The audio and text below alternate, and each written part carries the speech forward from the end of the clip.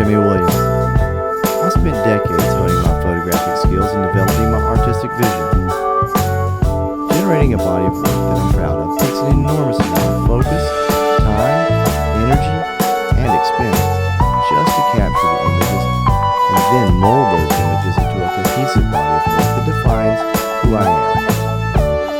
I trust Hahnemuhle papers for all my fine art prints. Having tested literally hundreds of papers, I found Hahnemuhle to deliver the printed image quality that most closely matches my vision. My favorite is the Museum Etching. The surface has a beautiful, lightly textured watercolor feel with a color gamut that is very broad and ramps my images exactly as I envisioned it.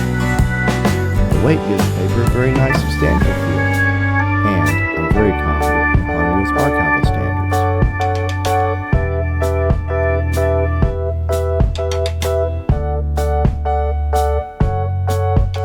Gumla जिले के कामरा प्रखंड के रामपुर पंचायत अंतर्गत जामडी रसटोली गांव में लोथरो तुरी के अलावा और भी तुरी समुदाय के लोग रहते हैं।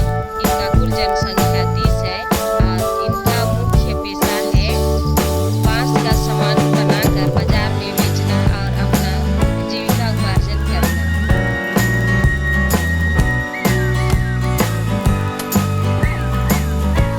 बांस जंगलों में और गांव के आसपास भी लगाया जाता है। बांस का नया पेड़ जुलाई महीने में निकलता है।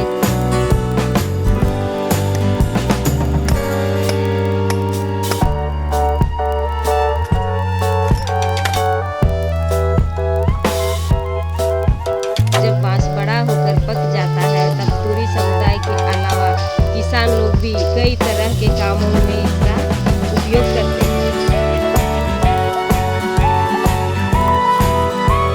बांस के लेके ना और बनाए चाहे बनाए की छप्पा मन बनाए कोई डोकरी मन बनाएगा और बाजार लेके हमने मतलब बेची और बेच के गुजारा करीला चाउर दाल जोन भी अटल जुरक साग सब्जी सब ला नीला और गुजारा करीला और घरे आके बढ़िया से खाइल पियल और बिहाने और बांस काटे के चलीला। जब ये बांस छोटा रहता है तब सब्जी के रूप में इस्तेमाल किया जाता है।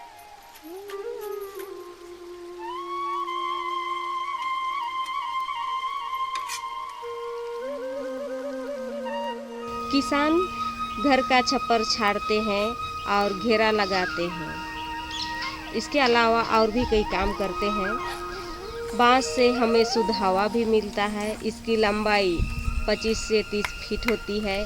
गोलाकार होता है, बीच में खोखला होता है पर मजबूत और लचकदार होता है। इसके पत्ते पतले पतले होते हैं।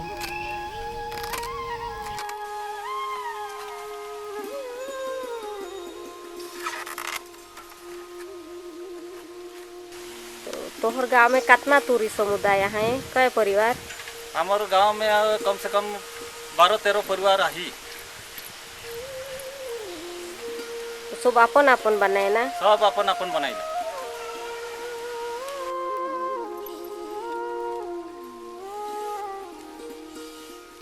तुरी समुदाय के लोग टोकरी, दौरा, सूप के अलावा और कई तरह के छोटे छोटे सामान बनाते हैं और बाजार में बेचते हैं।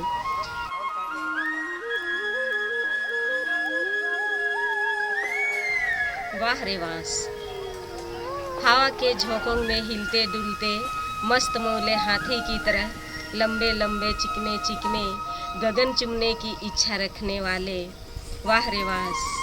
मैं शांति, गुमला जिला, झारखंड से इंडिया अनहट के लिए।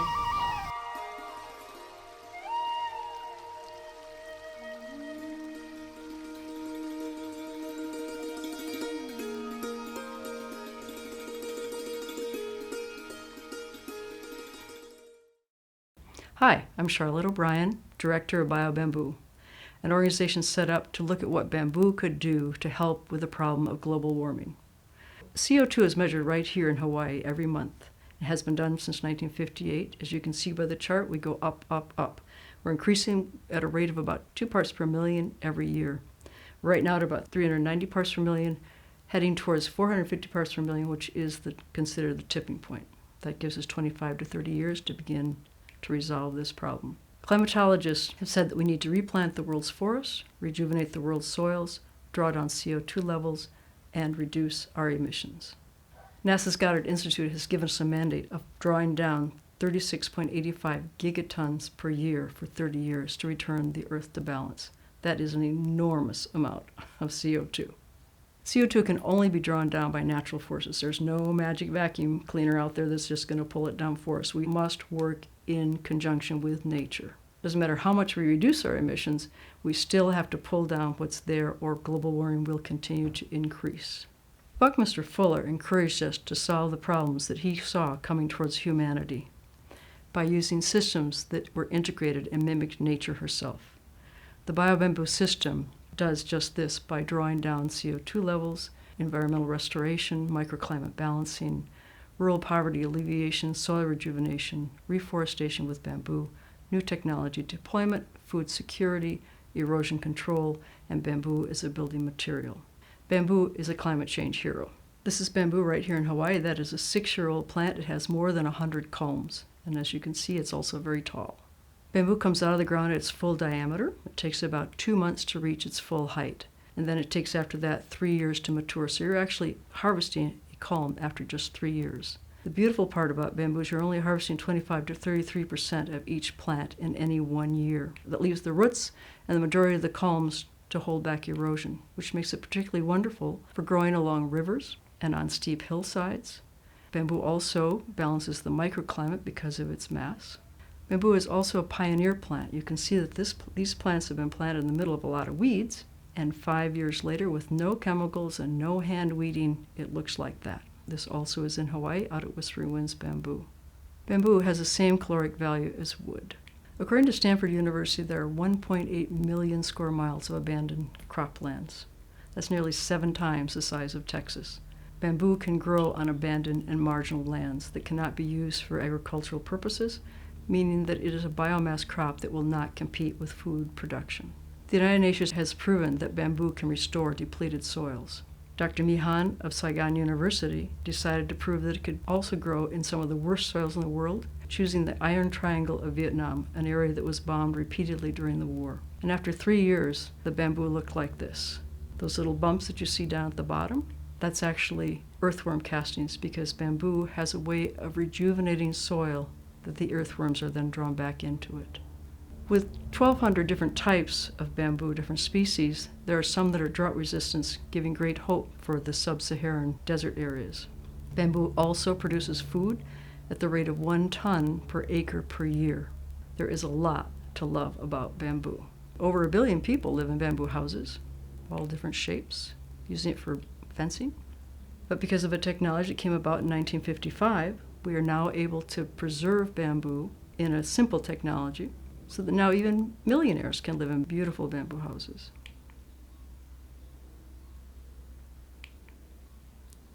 They can be built in factories such as this one that I used to work in Vietnam. Many architects around the world are working with bamboo to bring it into the world economy as a building material.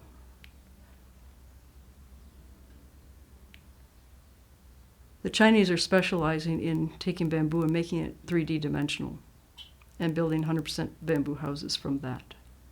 Luckily, many builders are also working on using bamboo for the common person, building bridges, simple houses. This is in Costa Rica, India, South America, Colombia. It can be used to build school buildings. Yet with all the advantages that bamboo gives us, it's disappearing. Now, why would that be? It's because bamboo is not tied to the world economy.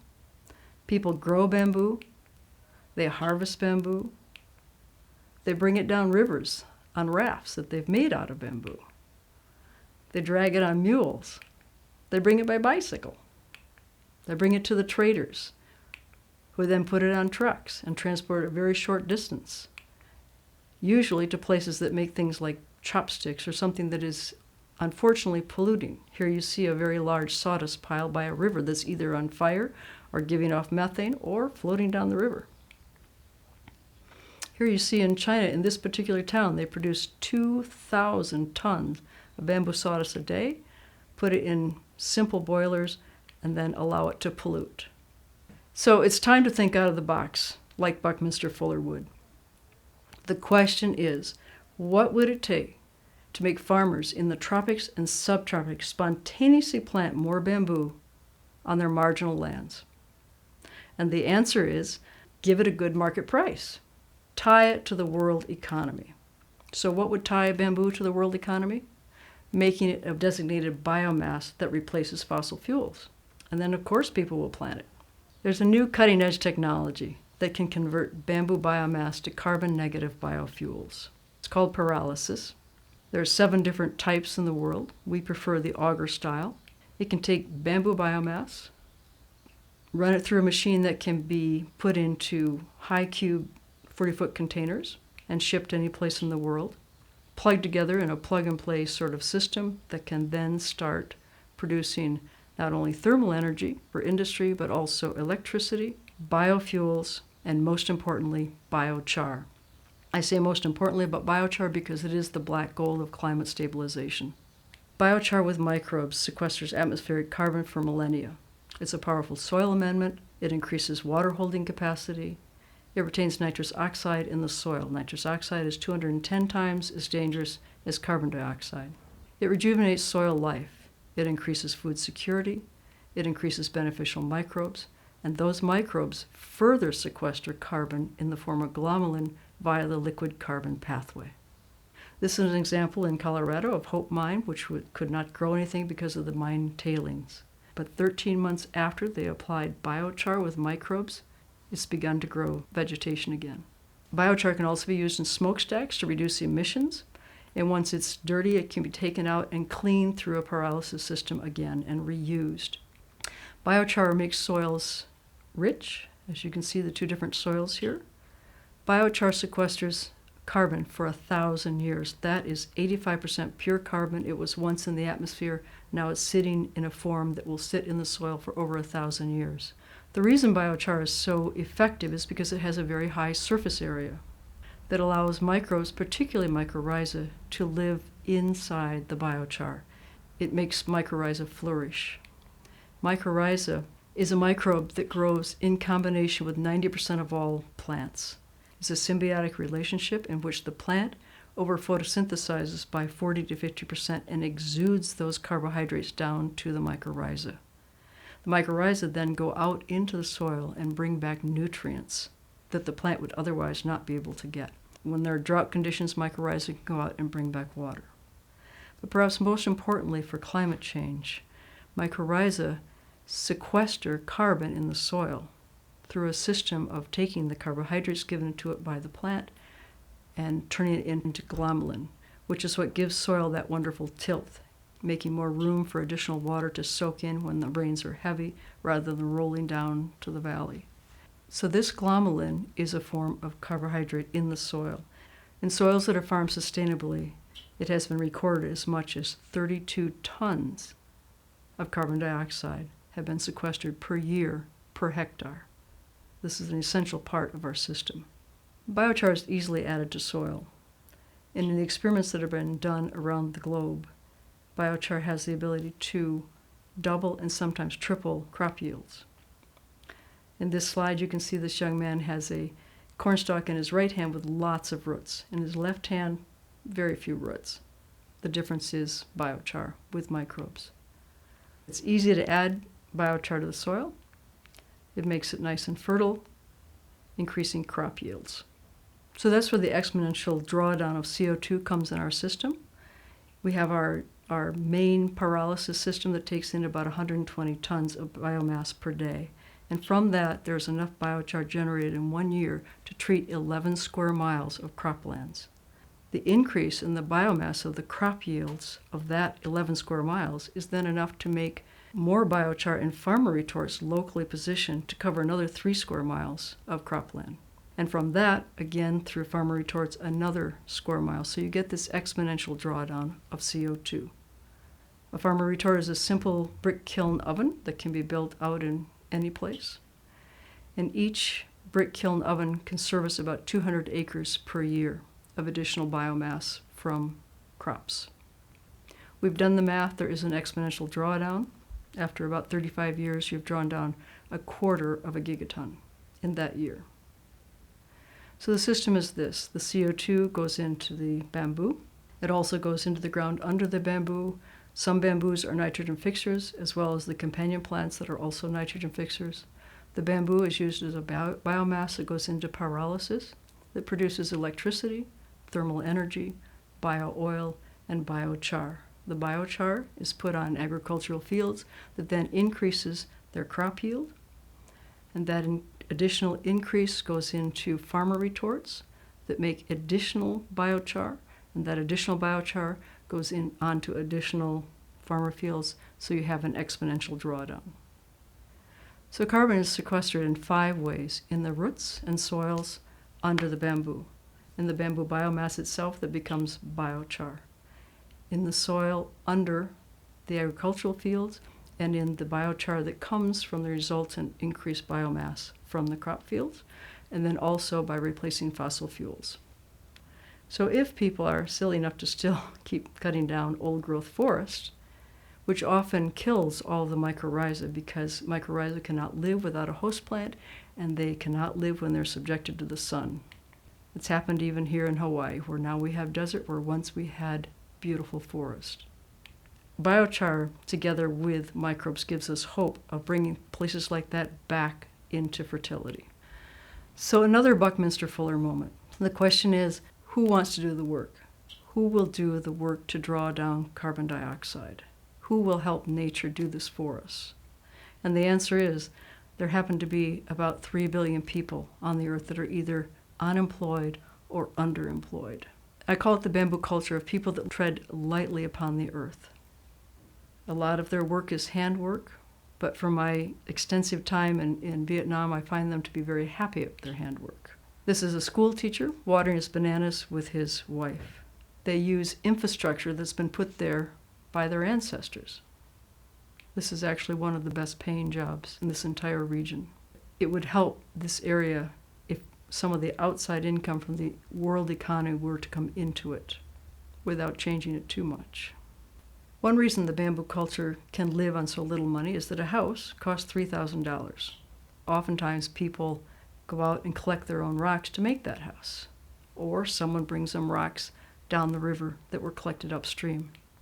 Rocks are also used to make roads by hand. I rode my motorcycle about 200 miles that day, and every place I went, people were building roads by hand. Of course, the roads don't have to take a lot of traffic. People live pretty simply, but quite joyfully. But I'm told by my good friend who's a lawyer for USAID, she was born in the villages. She said that her cousins do not want to move to the city. They prefer to live in the villages, but they need more income there. And this system of paying people to grow bamboo to draw down CO2 would help them stay in those villages where they want to stay with their families. And anything that we can do to help people stay in those villages, in that farming culture, is preferable to moving to the cities. So our sister organization is a mission-driven business, combining new technology, market forces, and small farmers worldwide to exponentially draw down CO2 levels while rejuvenating world soils and supporting rural economies. We believe that bamboo is crucial to reversing global warming. It has, as you have seen, many environmental benefits. It replaces timber products. It draws down carbon all by itself, but most importantly, it creates the biomass, the designated biomass, that then creates biochar while replacing fossil fuels. This increased biochar then increases farmers' crops, which creates more biochar, and we begin an exponential drawdown. At the same time that we are rejuvenating badly deteriorated environments. We need support. We'd like yours.